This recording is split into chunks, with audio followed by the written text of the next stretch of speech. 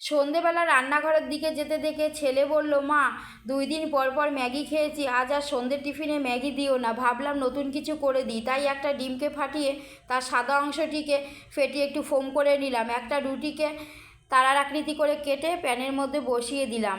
কয়েক টুকরো বরবটিকেও তার চারিপাশ দিয়ে বসিয়ে দিলাম একটু সৌন্দর্যের জন্য।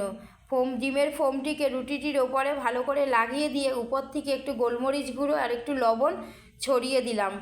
এবার রেখে দেওয়া ডিমের যে কুসুমটি সেটিকেও তারাটির ঠিক মাঝ বরাবর বসিয়ে দিলাম। দেখো বন্ধুরা কতটা সুন্দর লাগছে দেখতে।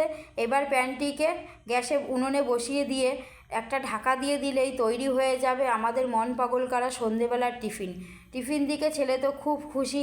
বন্ধুরা, আমার এই সহজ সরল রেসিপিটি তোমাদের কেমন লাগলো? ভালো লাগলে একটা লাইক দিও। চ্যানেলে যদি কোনো নতুন বন্ধু এসে থাকো, চ্যানেলটিকে সাবস্ক্রাইব করে আমার পাশে থেকো।